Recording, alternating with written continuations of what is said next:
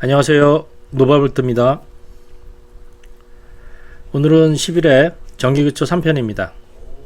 우리가 스마트폰을 충전해서 쓰고 또 전등을 켜고 요새는 날씨도 많이 더워져서 선풍기도 켜고 또 컴퓨터로 게임도 하고 이 모든 에너지는 어디서 어떤 원리로 만들어져서 우리가 이렇게 사용할 수 있게 되는 것인지 이 전기 에너지에 대해서 알아보도록 하겠습니다. 구독과 좋아요 부탁드립니다. 첫 번째, 전기를 만드는 방법입니다. 전기를 만드는 거 발전이라고 얘기를 합니다. 이 전기를 만들어야 이 전선을 타고 송전탑을 이용해서 전선을 통해서 이 수용구까지 이 도착을 하게 되면 저희가 그 전기를 사용할 수 있게 되는 겁니다. 물론 그거에 대한 전기세는 별도로 내지만 이 처음에 발전, 전기를 만들어야 저희가 사용을 할 수 있기 때문에 그 전기는 어떻게 만들어지는지 알아보도록 하겠습니다. 아래 그림은 프레밍의 오른손 법칙에 대해서 설명하는 그림입니다. 이 발전에 관련된 법칙 중에 가장 중요한 법칙이 프레밍의 오른손 법칙입니다. 이 학창 시절에 한 번쯤 들어봤을 법한 그 중요한 법칙이라고 하겠습니다. 이 프레밍의 오른손 법칙은 주요 세 가지 요소로 이루어져 있습니다. F, B, I. 여기서 F는 힘이 되겠고요. B는 자기장, 그리고 I는 전류가 되겠습니다. 이 자연의 원리는 참 재미있습니다. 이 세 가지 요소 중에 우리가 두 가지만 준비할 수 있다면 나머지 한 가지는 자연이 알아서 만들어주는 이것이 기본 원리입니다. 그래서 우리는 이 세 가지 중에 두 가지 F, 힘과 B, 자기장을 이용해서 I, 전기를 만들어서 활용한다고 생각하시면 되겠습니다. 이 발전기는 결국 자연의 법칙을 아주 똑똑하게 이용하는 장치라고 하겠습니다.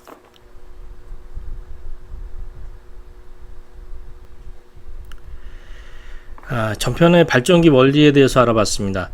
이젠 이 발전기를 돌릴 원료, 발전기를 뭐를 갖고 돌리는지, 이 전기 에너지원은 어떤 걸 활용해서 전기를 만드는지에 대해서 알아보도록 하겠습니다. 첫 번째, 화석 에너지입니다. 화석 에너지의 종류는 석탄, 석유, 천연가스 등이 있습니다.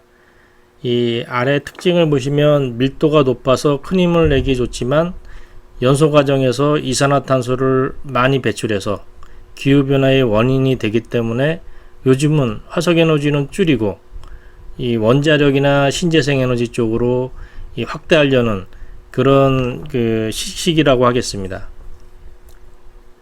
얼마 전까지만 해도 화석 에너지는 가장 중요한 에너지원이었고 아직도 그 비율이 많이 차지하고 있는 주요 에너지원이라고 하겠습니다. 두 번째, 원자력 에너지입니다. 이 원자력 에너지는 우라늄 핵분열을 이용한 그 에너지원을 갖고 발전을 하는 방식이고요. 이 특징은 탄소 배출이 거의 없고 효율이 매우 높습니다. 이게 장점이고, 이 단점은 폐기물 처리와 안전성 관리가 가장 중요한 그런 에너지원이 되겠습니다. 다 아시다시피 구소련 체르노빌 원전 사고, 그 체르노빌 원전 사고 같은 경우에는 그 원인이 원자력 발전소가 폭발한 원인이 이 안전 수칙을 어겼고 그리고 설계 결함이 있어서 이 문제가 생긴 케이스고, 그리고 얼마 전에 일본의 후쿠시마 원전 사고 때는 이 자연재해, 지진으로 인한 그 원전 사고가 되겠습니다. 하지만 원전 사고가 이렇게 사고로 한번 나게 되면은 굉장히 큰 피해가 따를 수밖에 없습니다. 이 체르노빌 원전 사고 같은 경우에는 제주도의 거의 1.5배가 유령 도시로 버려져야 됐고, 그리고 후쿠시마 같은 경우에는 체르노빌 정도는 아니지만 그래도 한 2분의 1 정도의 피해를 본 것으로 지금 알려져 있습니다. 그래서 원자력 에너지, 탄소 배출이 거의 없고 효율이 매우 높은 우수한 에너지입니다. 하지만 관리나 이 폐기물 처리 같은 게 철저하게 이루어져야 되겠습니다. 세 번째, 재생에너지입니다. 요즘 재생에너지로의 대체 방법에 대해서 가장 활발하게 이루어지는 시기라고 하겠습니다. 이 자연에서 지속적으로 보충되는 에너지원이고요. 이 종류에는 태양광, 태양열, 빛과 열을 직접 전기로 변환하는 그런 방식의 에너지, 그리고 풍력, 바람의 힘으로 터빈을 회전시켜서 얻는 에너지, 그리고 수력, 물의 위치 에너지를 운동 에너지로 전환. 이 댐을 설치해서 이 물의 그 수위를 높이고 그 수위를 이용해서 그 발전을 하는 그런 방식이 되겠습니다. 그리고 지열, 지구 내부의 열을 활용해서 이용하는 에너지가 되겠습니다. 이 재생에너지는 고갈될 염려도 없고 깨끗하다는 장점이 있긴 한데 날씨나 자연환경이 항상 일정하지 않기 때문에 이 발전량이 불규칙해서 이게 어떤 때는 이제 아예 발전을 하지 말아야 되는 이런 상황도 생기고, 또 어떤 때는 너무 이 발전량이 부족해서 다른 에너지원을 항상 병행해서 쓸 수밖에 없는 그런 상황이 되기도 합니다. 이 태양광이나 풍력 같은 신재생 에너지는 대부분 인버터 기반입니다. 그 신재생 에너지가 아닌 이 발전기 같은 경우에는 그 큰 프라이휠이 돌면서 이 발전을 하기 때문에 이 계통에 이상 현상이 생겨도 어느 정도 충격 흡수가 가능합니다. 하지만 재생에너지 같은 경우에는 그런 충격을 흡수해 줄 만한 그런 요소가 없기 때문에 이 계통에 이상이 생기면 주파수가 쉽게 변화하기 쉽고요. 그렇게 되면 발전기가 탈락하고 송전망이 분리되고 또 연쇄 차단이 쉽게 일어날 수 있습니다. 얼마 전에 있었던 그 유럽의 대정전의 원인 중에 하나가 바로 그런 요소였었습니다. 그래서 이 에너지원은 어느 한 가지의 그 비율을 너무 높게 가져가는 것은 바람직하지 않다고 하겠습니다.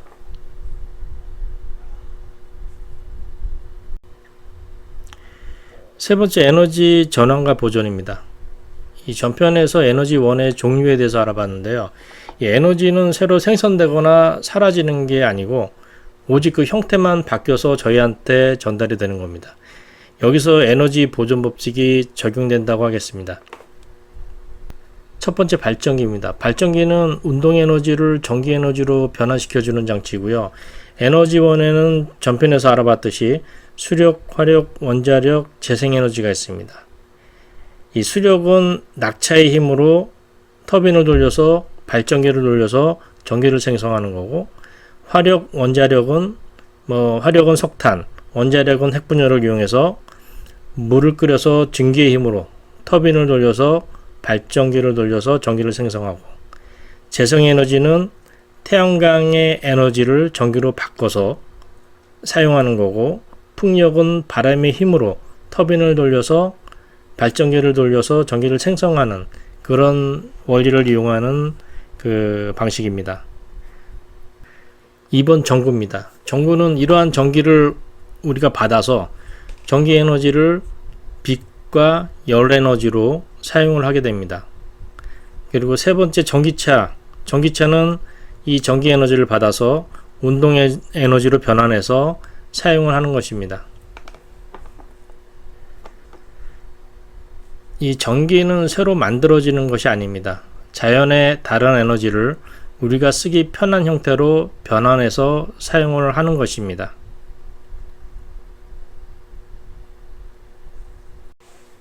네 번째, 화력 발전에 대해서 좀 더 자세히 알아보겠습니다.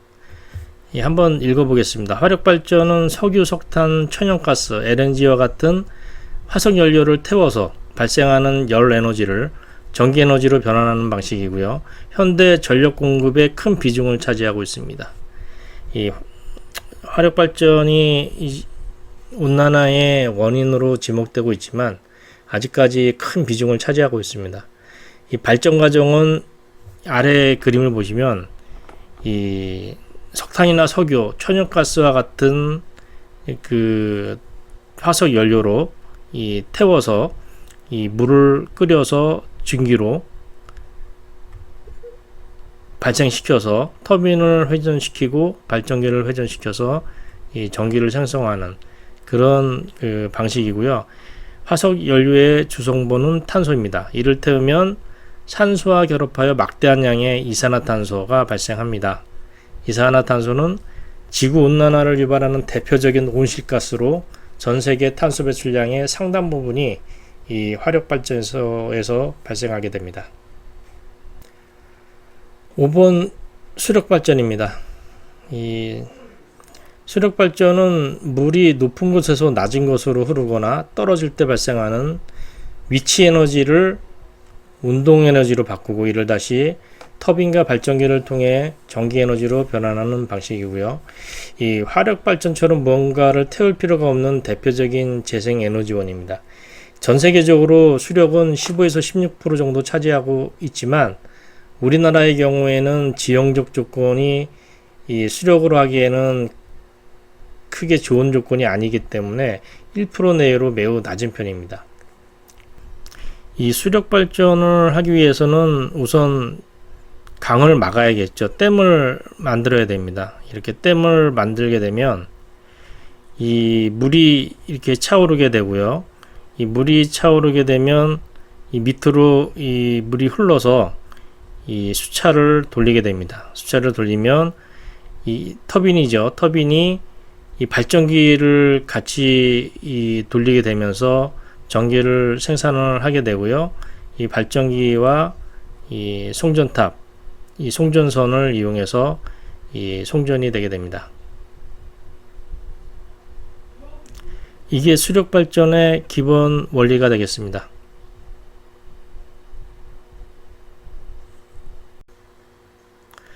여섯 번째 원자력 발전입니다. 이 원자력 발전은 우라늄과 같은 무거운 원자핵이 분열할 때 발생하는 막대한 에너지를 이용해 전기를 생산하는 방식입니다. 이 화력 발전이 연료를 태워서 열을 얻는다면 원자력은 핵분열 시 발생하는 질량 감소로 인한 핵분열 에너지를 이용해 열을 얻는 방식입니다. 이 원자력 발전은 신재생 에너지나 친환경 에너지 범주에 들어가진 않습니다. 이 저탄소 에너지원으로 분류합니다. 아까 뭐 핵폐기물 이런 것 때문에 그렇습니다. 그리고 원자력 발전소 같은 경우에는 사실 우리나라와 같이 이 천연 자원이 부족한 나라에서는 어떻게 보면 그 중요한 이 발전소라고 하겠습니다. 아래 그림을 보시면 원자로 안에 이 핵분열 에너지를 이용을 해서 마찬가지로 물을 끓여서 증기의 힘으로 터빈을 회전시키고 그리고 발전기를 가동시켜서 전기를 생산하는 방식입니다. 이 우리나라와 같은 그 천연자원이 부족한 나라에 어떻게 보면 가장 적합한 이 방식이라고 할 수 있지만 아까 말씀드린 것과 같이 안전관리가 그 가장 중요하기 때문에 기본 전제로 그 적용을 해야 되는 발전 방식이라고 하겠습니다.